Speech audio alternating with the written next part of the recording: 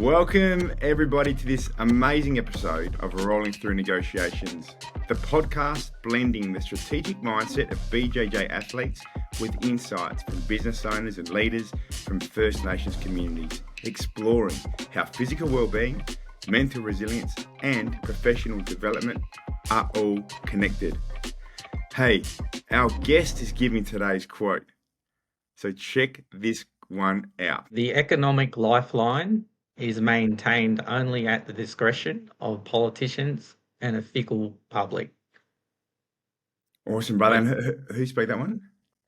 Dr. Charlie Perkins, oration speech at the NIBAC 93 National Indigenous Business and Economic Conference, hosted in Alice Springs in 1993. It's definitely a powerful quote, and it's long-standing because these principles of economic development, nearly 30, more than 30 years later now, right, are still so paramount and fundamental if we're going to see better days. Before we get started, I want to acknowledge First Nations peoples as the traditional custodians of the lands all throughout Australia. We pay our respects to our elders, past, present, and emerging, and to our next generational leaders in pursuit of the brighter future. All right, guys, we've broken tradition. You've heard our guest. Any bonus points for guessing who our guest is right here today just by the voice? It's the one and only Merv Fernando. Brother, welcome to Rolling Through Negotiations. Thank you, Maddie. I'm really excited that you're with us today because not only are you there looking deadly and sharp, just like Light and Rose, like you're a boxer, but also you're a marketing guru, you're a man in community. You've got a fantastic story of your own in terms of business, resilience, and the way that you work with First Nations peoples, communities, and you represent so strongly.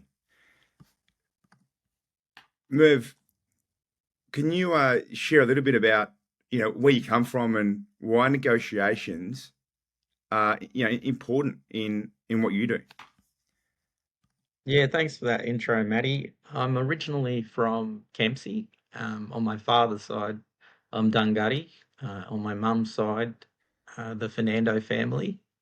I'm also Kamilaroi. But I grew up on Dunghutti country, and I have studied at a Bachelor of Business in Marketing down here on Yorta Yorta country in Shepparton. I've lived here since 2010. I launched my first business, Claystone Marketing, in 2017. And then from then on, I've just been working primarily in and across the Aboriginal community controlled sector, as well as working directly with Aboriginal businesses in all shapes and sizes. That's awesome, brother. And you're a keen Christian and a keen boxing enthusiast as well. And I was saying that I'm glad that we're on the other side of the screen here. We're recording this one online because I can get a little bit cheeky. We were saying before we jump on here because your boxing skills are getting really sharp. And you're also a father of 2 kids, yeah? That's right. 2 boys. And so it's amazing to have you here today because negotiation skills are such a paramount skill to all of our life in terms of making the way that we live better, the way that we do things better. Even I can imagine in that boxing ring when you're putting out those jabs, looking for the opportunity to set up with a big right hook. I was wondering if we can start here. What are some of the strategies that you use in boxing that might relate to negotiations? Yeah, I mean, I think rolling with the punches. Yeah, awesome. You're in the firing line, so when you're in a boxing ring, it's just you and your opponent. And so, you're going at him, he's going at you.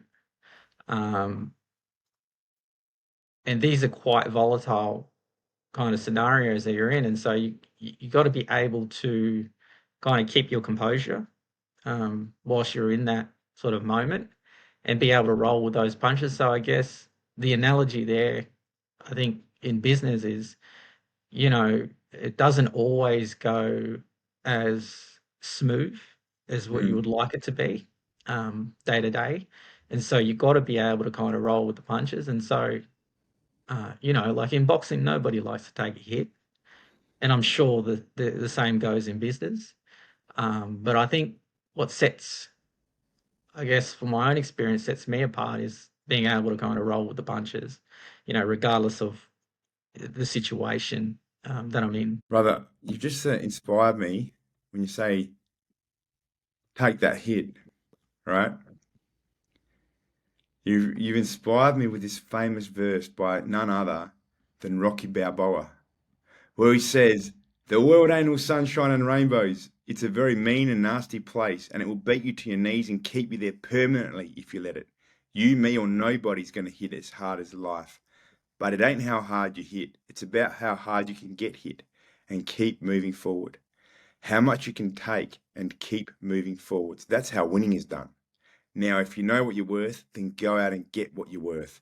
But you got to be willing to take the hit and not pointing fingers, saying you ain't where you are because of him or her or anybody. Cowards do that, and that ain't you. You're better than that." I was thinking of that quote because what you were just speaking of in terms of your boxing experience as well as your own personal resilience, taking the hit, absolutely reminded me of that quote by Rocky Balboa.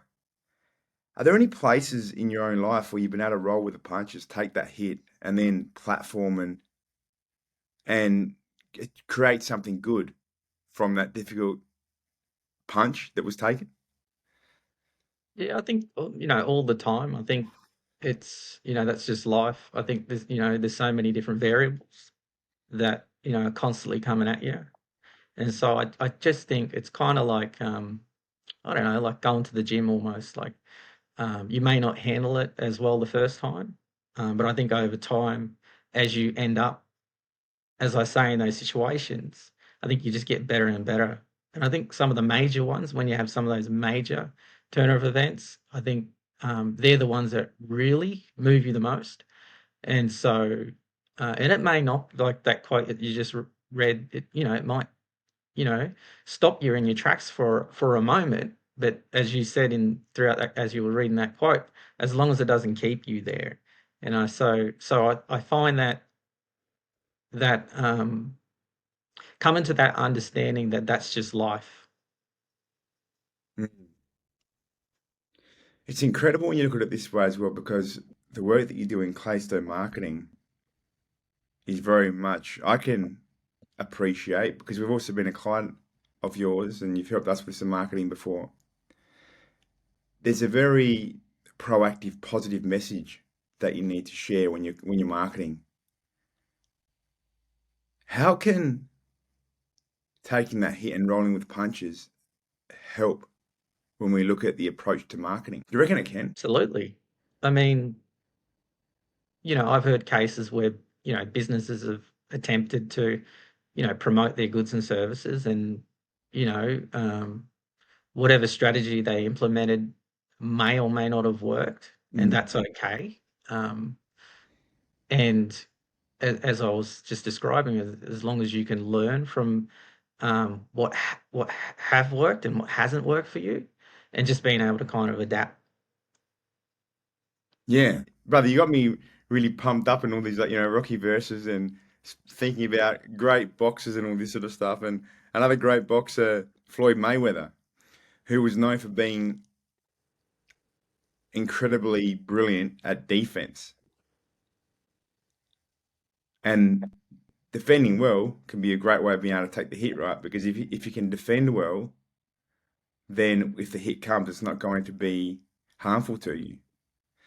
And so I appreciate what you just said about the marketing piece, because I can imagine that you do need to be bold, you do need to be different, you do just need to message and go out there and show, what your business is about, what are your values, and do it in creative ways. And as creative as we get, the more the possibility is of all that backfiring. And so, like what you've said, being able to roll with those punches if things don't work out the way you wanted is an incredible piece of resilience that, yeah, you've helped us understand how that can also apply in marketing. Because I can imagine there would be a lot of Aboriginal businesses, for example, who are a bit scared to really get out there and make much noise through their marketing piece. How do you deal with those kinds of businesses in the work that you do?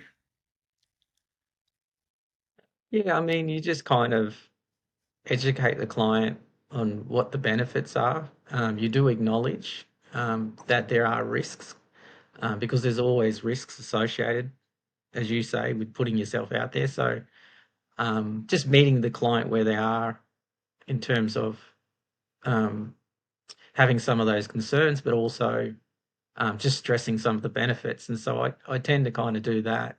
Um, I'll be honest, I haven't got many clients that feel that way. I think most businesses these days, at least from my experience, know that they need to be kind of put themselves out there. They know that, technology has come a long way. You've got social media platforms where you can place your business in front of, various customers. And so for the most part, most businesses today know that. Um, I don't know if that helps in any way, Matty. Absolutely. I think that businesses these days appreciate the need to have an online presence. And sometimes it's more about how do you properly get that online presence.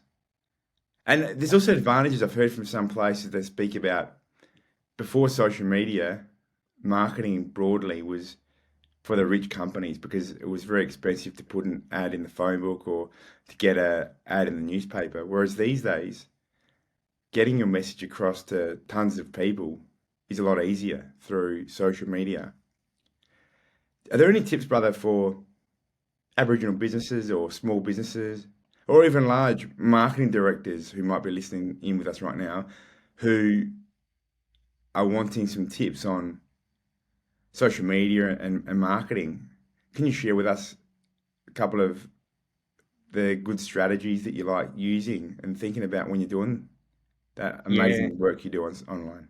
So at Claystone Marketing, we do develop communication strategies, and there's kind of three core components to a communication strategy in which we always talk to our customers about, and that is you first need to identify who your target audience is. That's one of the major key significant aspects of a communication strategy. So know your target audience, and that target audience may be various groups, various segments. So that's most important because you need to know who your audience is, and you need to have insights about them before you can go ahead and implement a plan moving forward. So that's the first thing. The second thing is you need to, once you know your target audience and you have those insights, is to develop key messages. And those key messages need to align with and speak to those particular target groups that you identify. And then, kind of, the last piece to a communication strategy is the selection of the key communication channels. And so those are the channels that you're going to select as a part of your communications plan in order to target and reach those particular target groups as I identified in the first stage. So that's kind of how we introduce a communication strategy to our clients. But I would say that's kind of the core to a communication strategy, and that's kind of how we approach our clients. That's awesome, brother. And when you speak about the selection of key communication channels, does that mean, whether you're going to be going through, the email groups or Instagram, Facebook, which social media platform? Is that really what that piece is all about? That's right. I mean, if you identify a younger audience, for example, as one of your target groups, then it'll help you then choose and select, for example, Instagram or TikTok or some other relevant similar platform that targets younger cohorts and so on and so forth. So it helps direct you to select what key communication channels you end up with in the end. I love that. And when I look at these elements you've just outlined, like they so clearly relate to negotiations. So the first piece of this that you spoke about was identifying who your target audience is. That's kind of like who are you negotiating with? Because if you want to achieve a particular outcome, you got to know who it is that you're negotiating with. Just say you're negotiating for community, and there's, as an example, council or a government body on the other side. Well, who is it from that government body that you need to be negotiating with? And then the messaging. Hey, what are you going to be messaging in this? So I really love this um, this framework that you've shared because I can see and appreciate how it's so powerful for marketing, but also for negotiations. It's an amazing framework, brother. Thanks for sharing that. When you look at who your target audience is, do you think it's better to identify who you're targeting based on what you want or based on how they are? Is it a matter of looking internally about what do you stand for as an individual or in your business or in your community or organization? Or is it about looking at what they're all about? How I do you think identify your target I, audience? I think, well, first of all, I think the best businesses are the ones that can fill gaps in the Mm, market. mm, And so, in that respect, then I think it's important to identify where those gaps are. So, if you're dealing with a particular um, client or customer, it's about getting a deeper understanding of what their pain points are, and then trying to respond in a way that meets their needs. And so, for example, um, you might work with a client, and it might be, for example, an Aboriginal medical service, and they need a specific product. Well, a product is just one physical item, but what else can you bring to the table that brings a competitive edge or competitive advantage? So this is these marketing skills coming through. So you want to be able to, for example, um, I know we introduced Claystone Marketing, but I also have another business, Indigenous Medical Supplies, yep. and we were heavily involved supplying medical supplies to Aboriginal medical services. And what we found is that clients needed more than just a physical product. So they needed more than just a face mask or a hand sanitizer.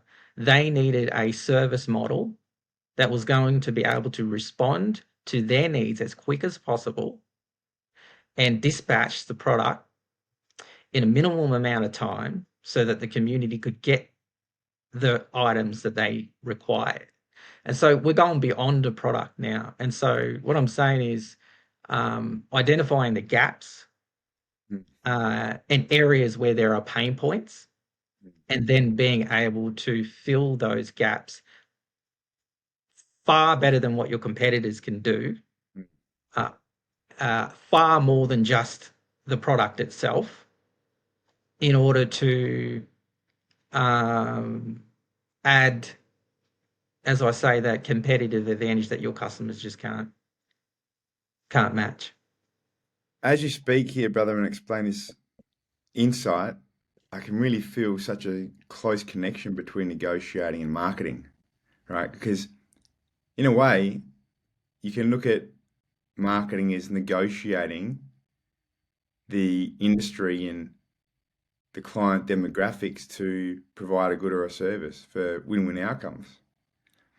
So it's amazing this connection as you explain this. And when you speak about filling the gaps, well, if you identify the needs of the other parties from a negotiation perspective, and then you can demonstrate how you can fulfill those needs, it gives you greater leverage in terms of negotiating the outcome because they become more invested. They can see how they can benefit from going through a deal with you. And so I can appreciate when like you're saying, when you look at your customers and you can identify those gaps through your target audience and understanding and communicating the better elements that set you above and beyond who else might be out there, it does give you that position of strength in that bargaining process. Yeah, and having your finger on the pulse, like not just with your client, but the industry itself. For example, knowing what's happening in within the transport industry, for example, I'm not sure if you can remember, Maddie, but the transport industry during COVID was heavily hampered, and there was a lot of delays and restraints. The cost of some of those personal protective equipment items and COVID-19 items, for example, um, would vary Yeah. certain times. Um, the shortages of particular categories.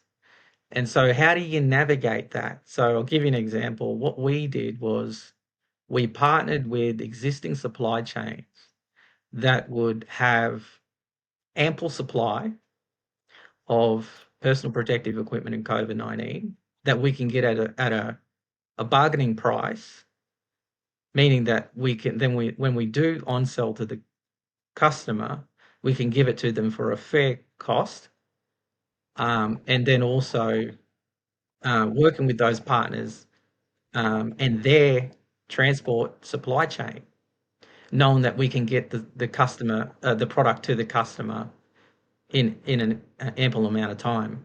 And so, kind of ticking all of those boxes helps ensure that your customer gets reliability, Yes. and ensures that they get, um, as I said, the product in a minimal amount of a time at a fair cost. And so you're kind of ticking all those boxes and bringing it all together in that way. And what about that's awesome. And what I'm loving hearing as you speak is the excellence in terms of market principles. That if you want to succeed in the marketplace, these are the must-haves, right? There's a lot of people out there that think that being an Aboriginal business means automatic success. But I think what you're sharing right now is a good example of that's not the case. As an Aboriginal business, sometimes you have to even work harder than non-Aboriginal businesses to really succeed and show the excellence that you're delivering through your business. Have you got any suggestions or anything that you could share with any Aboriginal business owners that might be listening in now that have helped you in your own business success that they might also benefit from hearing about?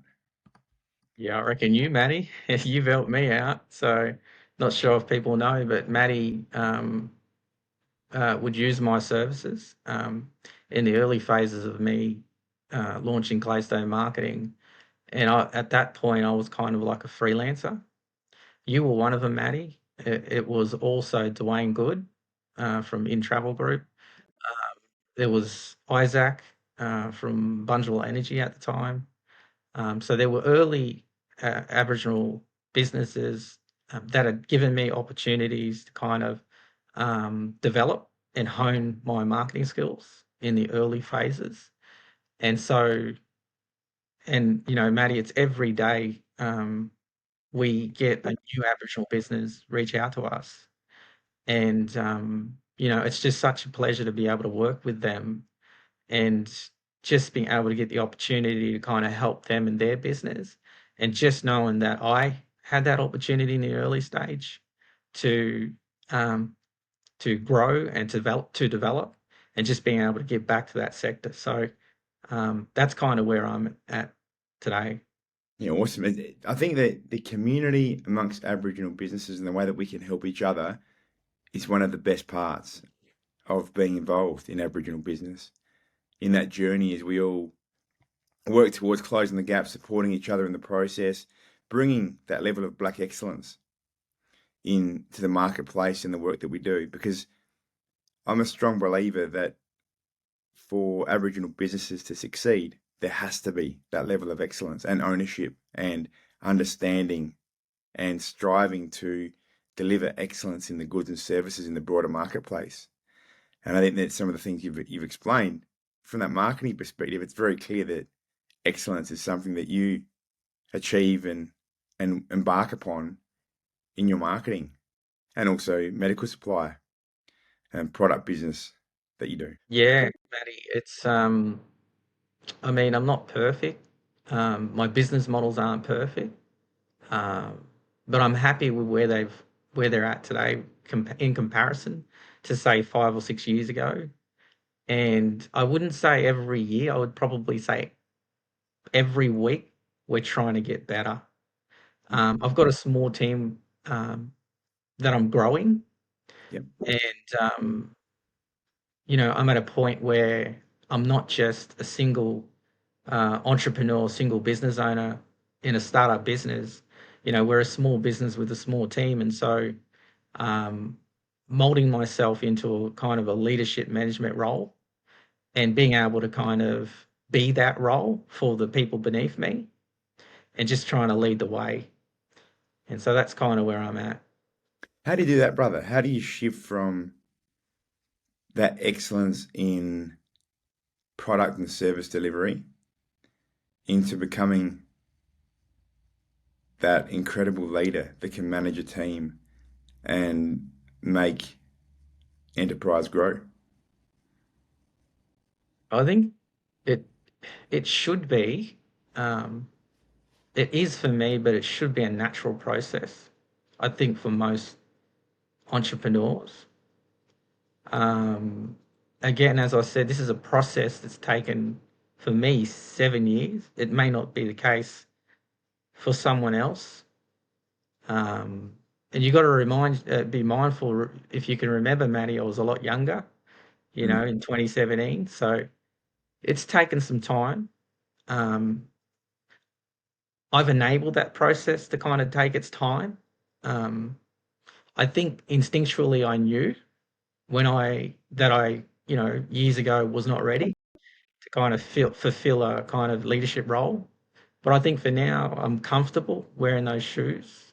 I think that just comes with maturity over time. Is there something that you've learned recently to do with leadership that you know now, but you didn't know, say, a month ago or a few weeks ago? I think I kind of knew what leadership was.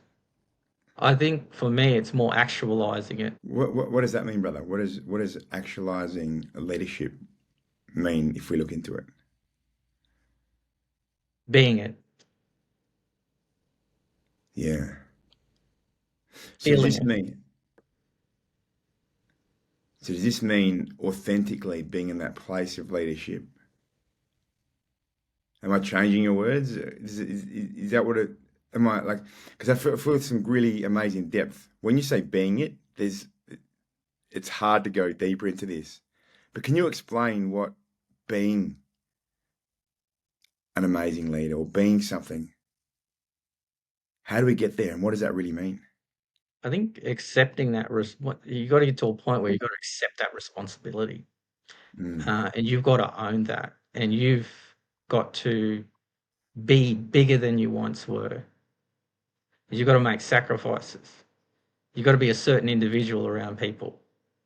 For example, particularly if you're managing a team, you've got to kind of have guards up at certain times. You can't, um, I don't want to say show signs of weakness, but I think what I'm trying to say is um, to kind of be a leader that kind of sets an example for others. I mean, you're always going to have moments of, as we were just speaking in the early introduction, where you get knocked off your socks or, you get punched in the face and you got to kind of roll with the punches. You're going to have those major moments. But you got to remember now that there's people around you that are watching you, that are looking up to you, and they need a strong leader. I feel that sense of toughness in it as you speak on leadership, brother, which I really respect because there's a lot of people these days that become popular speaking on the softer, more empathetic sides of leadership, which there's definitely a place for. But sometimes that place means that we lose that toughness in leadership. And I was listening to something this morning from Dan Penner. I don't know if you know Dan Penner, but I think he's online and he's been around for a long time. He's an older guy. I think he's a billionaire. And do I particularly like him? No, I think he's quite arrogant, to be honest, in my own view.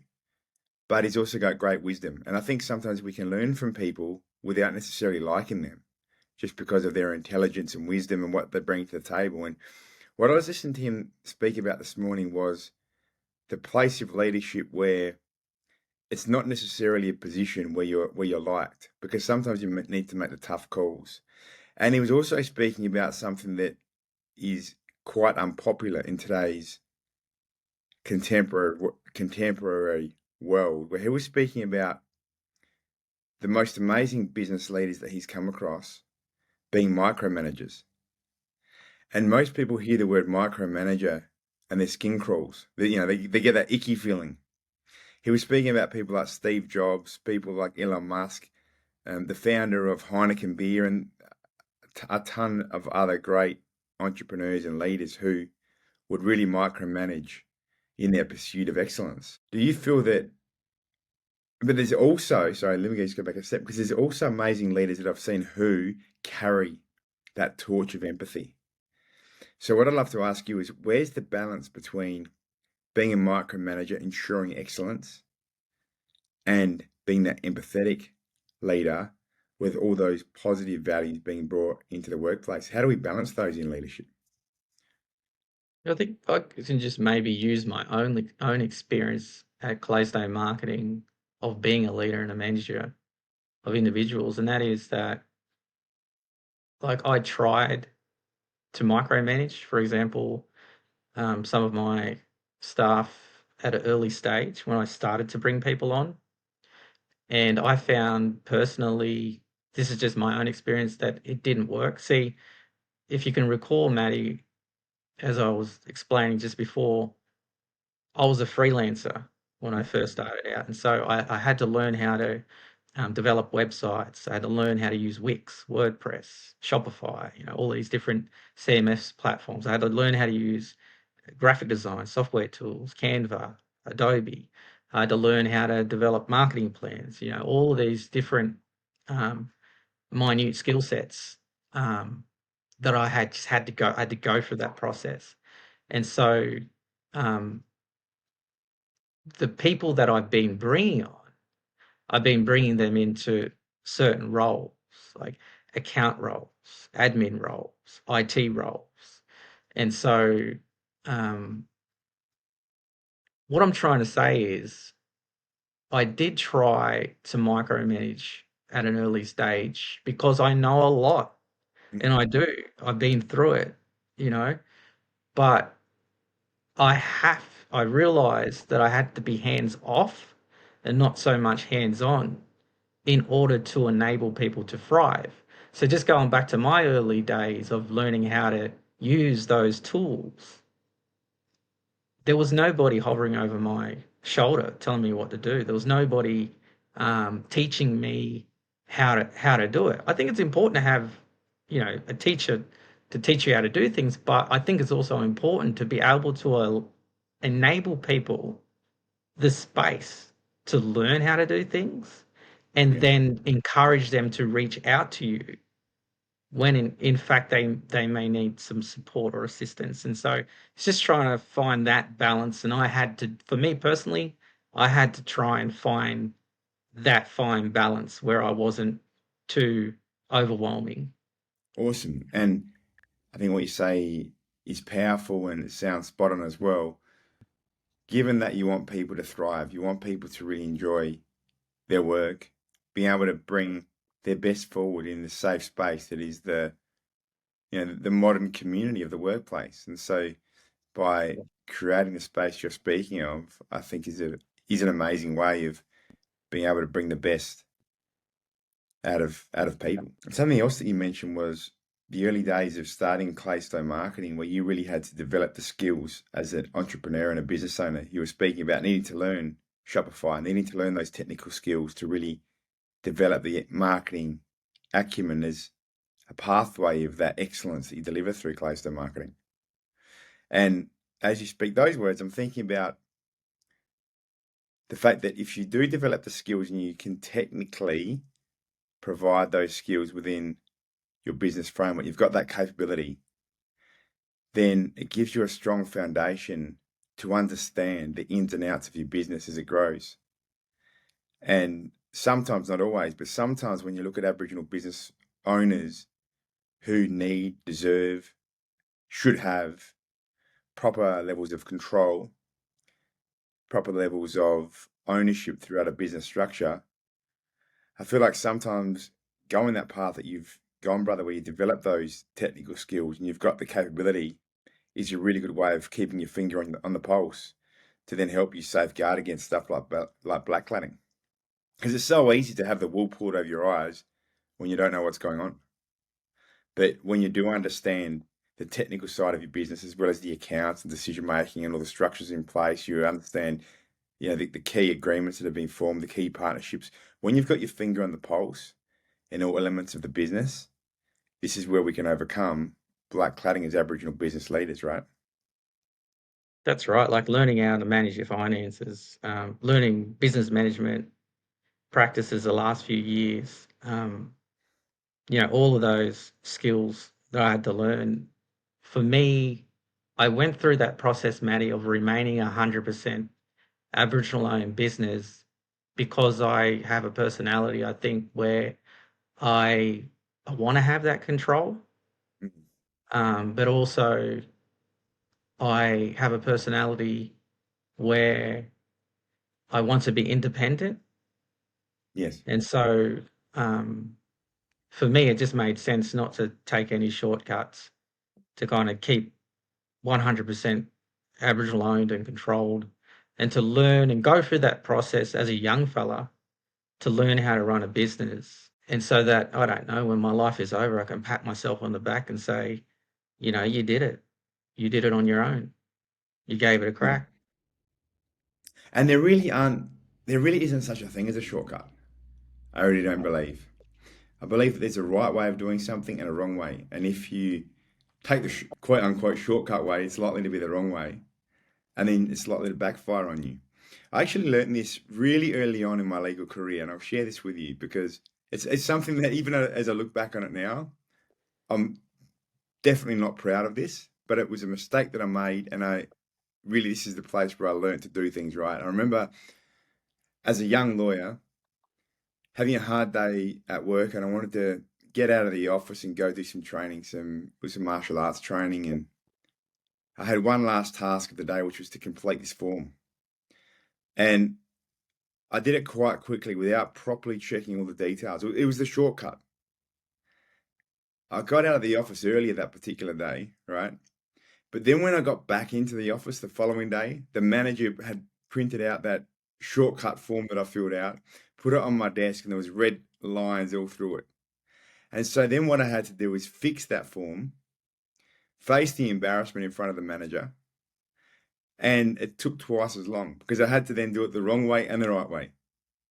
And so what I really learned in that experience is there's never a shortcut to be taken. There is the wrong way and there is a right way. And it's always best to be investing in the right way to properly serve those around you, properly bring the best version of yourself forwards, and to be able to achieve something that you can truly, honestly, with integrity, be proud of. Yeah, and I think if I can add to that, like working in the service industry, I think for us at Claystone is just trying to be able to say at the end of a project, like we gave it our best. Like whether the client walks away upset or happy Mm. or somewhere in between, we kind of try to put our best effort forward into that project, and that's kind of what we're aiming for. Yeah, and I think there's sometimes as an Aboriginal business owner, there's a higher bar that you need to achieve.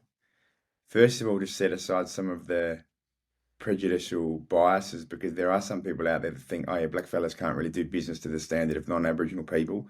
So to overcome those biases and also on that personal level to show really that level of black excellence of who you are and what your business is about. So I think sometimes the place that you come from can be a great driver for achieving excellence in the work that you do as well.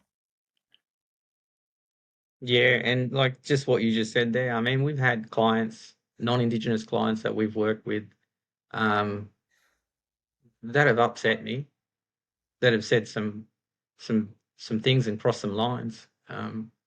Some of them have given us some good critique and good feedback. And as we just mentioned before, with the rolling with the punches, like just being able to kind of take the hit, stopping, pausing for a moment and saying, you know what, even though it hurts, in some respect, they're right with some of the things that they'd mentioned. And let's just focus on this and getting this aspect right and just try to kind of remove that of a negative aspect and don't allow that to kind of bring us down.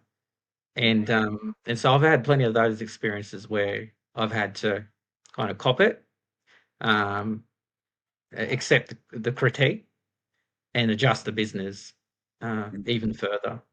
And you often get warnings, right? I can imagine even this coming from boxing because everyone loves the sound of that one hit knockout. But in reality, they very rarely happen. It's normally, a nice setup with a jab, the wrong response by the other person, the Mm. person that you're fighting in that boxing ring. You're setting things up one, two, three, four moves, and then you might go for that knockout. So on the flip side of this is if you're able to quickly adjust when things are going slightly off track, generally that knockout won't come because you'll be able to stop things in their tracks at that first jab, you know, second right or something like this. But you can stop things earlier if you have that flexibility and foresight to be able to see and respond early when things start going wrong. Mm. Yeah, and like in these instances where it kind of catches you off guard, and I think they're the ones that kind of knock you the most. Mm, Um, and again, like what I mentioned earlier, it's just when they do come, you just can't, as long as it doesn't keep you there, and you're able to kind of keep moving. I think that's just most important. It's just not letting it keep you in that spot. yeah. Yeah, awesome. And we've had some pretty good chats over the past couple of years about your journey into Christianity. I was just wondering, if you can share a little bit about this with us and how believing in God helps you in terms of the work you do and marketing, negotiating, and that sort of place. Uh, I think kind of like with the rolling with the punches situation, it's kind of just faith for me strengthens me and Mm. enables me to continue on. Um, as I said, things kind of just pop up randomly. And so, some of those things really knock you around. And so just being able to have the faith to move forward and trusting that God's going to move you forward and get you to a better place. And so just being able to do that, have that faith aspect. Um, for me, Christianity, as of recently, has got me thinking a lot about um, the situation of Aboriginal and Torres Strait Islander communities. Um, and so I'm becoming more grounded theologically in social justice and the meaning of the gospel, and seeing it through the lens of a social justice lens, and being able to kind of use it for a force for good for others, particularly those who are less fortunate. And just taking inspiration from the ministry of Jesus Christ himself, who was the chief minister uh, of the gospel, and just being able to kind of take that inspiration and use that for a force for good for people who are less fortunate, such as Aboriginal and Torres Strait Islander people in this country. Jesus Christ would have been an amazing marketer, perhaps the best marketer, perhaps the best negotiator of all time. I reckon he was. we, you talk about marketing being you getting people to notice the work you're doing and what you're about. Well, how many thousands of years later, and we're still speaking about Jesus right now? That's right. What did he do that made him an amazing marketer? I don't think it was more so what he did. I think it was when he did it. Mm, I think during the time he did it, um,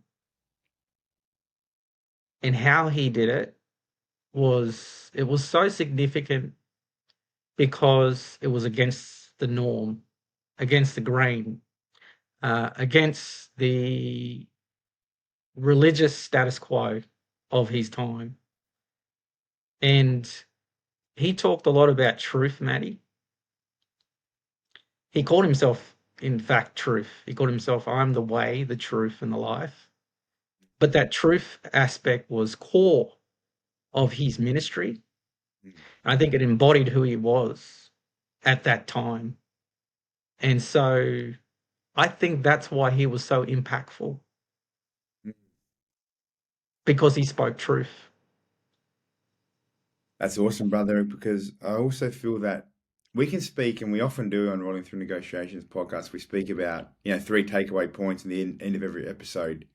For example, we're going to get to these three takeaway points in this particular episode as well, keeping that tradition. But sometimes the takeaway points can be almost like negotiation strategies, tips, tactics. And I feel like you've just spoken on something so deep here, which is that level of truth.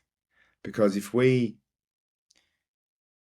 negotiate from that deepest level of truth, in the place where we have that spiritual strength through our ancestors, through God, through the universe, whoever is that cornerstone of spiritual strength for you. But if we can negotiate from that place of truth, that place of the greater good for everyone, that can triumph over almost anything when we come from the place of love and truth as being that centerpiece of success through whatever we do. Yeah, I mean, immediately think of the quote that I used as part of the intro, and how I mentioned the oration speech by Dr. Charlie Perkins at NIBAC 93, where he said, the economic lifeline is maintained only at the discretion of politicians and a fickle public.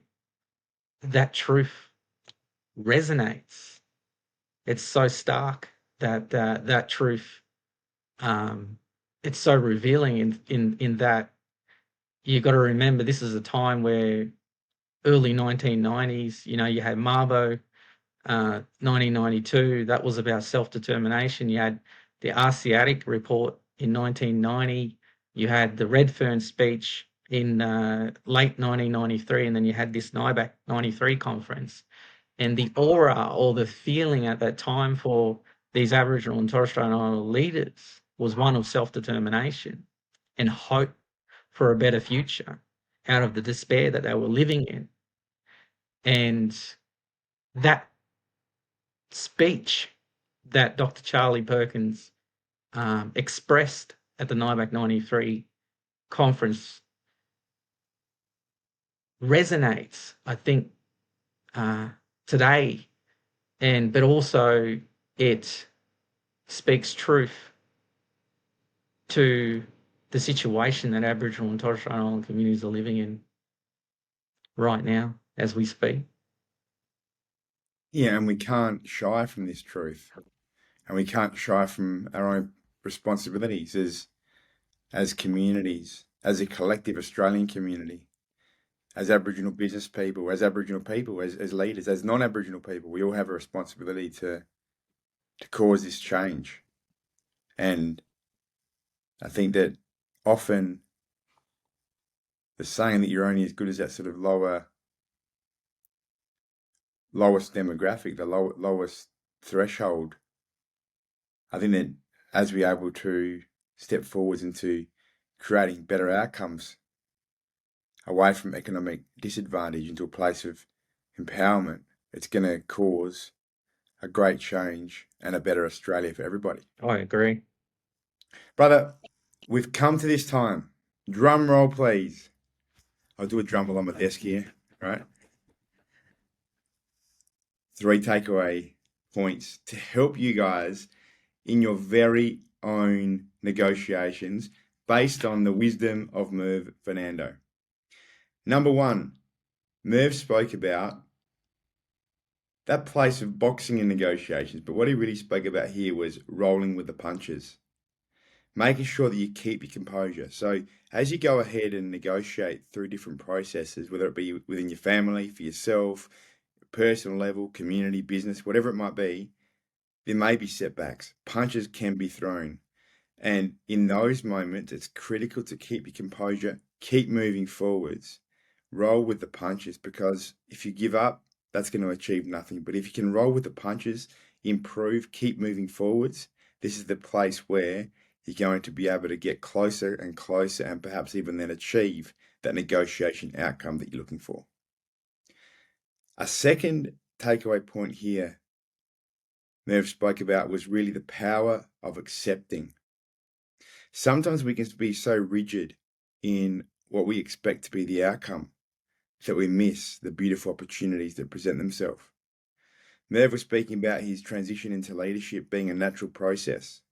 He spoke about the time allowance and just allowing the instincts to take over. And sometimes if we can be accepting and authentically allowing that transition to take place, this can be a way of stepping into and allowing the negotiation to take place around us and matters resolving for the better through this process. The third great takeaway point, I really appreciate, and I think that we can use Merv's insights when he speaks about the marketing process that he employs. So number 3 is using the Merv's marketing process as a way of looking at our negotiations to achieve better outcomes. Merv spoke about the 3-prong approach or 3-step approach. Number 1, identifying who your target audience is. Understanding who it is that you're negotiating with. Understanding what the interests are, the insights, understanding what they're all about, where they come from, what's motivating them. Number 2 then is in say step 2 of this third takeaway principle is developing the key messages, the ways of communicating to this particular person, their target audience, that you'll be able to do once you identify what the interests are, what they're all about. And then the third step that we can use in our negotiations based on Merv's marketing process is to be able to use the appropriate communication channels and ways of communicating to achieve that outcome. So sometimes, for example, in negotiations, are you better off to be face-to-face with the other parties in that negotiation? Is email the best way of communicating? Or is social media? How is the best way of communicating for this person or organization you're communicating and negotiating with to achieve that pathway and negotiating the better outcome? So I think that Merv's amazing way of looking at the marketing process can also really help us in our very own negotiations. Brother, you gave us much more takeaways, and I encourage everyone to listen again and see. You might, if you listen to Merv's episode again, or if you've already listened to the whole episode, you might be saying, "Hey Matthew, but you've forgotten this one, you've forgotten this one." That's one of the tough things in giving these 3 takeaways, because there's so much gold that Merv spoke about, well and truly beyond what I've said as the 3 takeaways. But if you can get some principles, start using them in your own negotiations, I truly believe it will make you a powerful negotiator indeed. Hey, Brother Merv, is there anything else that you would like to say to our listeners before we wrap this one up? Just want to leave your audience with one final question, and that is, as I described, NIBAC 93, and the quote that I'd taken out of the oration speech for Dr. Charlie Perkins. And my question is, do you think Aboriginal and Torres Strait Islander communities have negotiated a fair deal with this country? Deadly, brother. Deadly. Amazing question. Merv, your work is amazing. I love being connected with you. I love being able to have a yarn, see your journey, see your growth as a business person, as a leader, as a family man, as a boxer, and keep on inspiring us all like you do. Remember, if you've liked this episode, share, subscribe, and follow Rolling Through Negotiations so we can continue bringing you more great episodes just like this one. Us.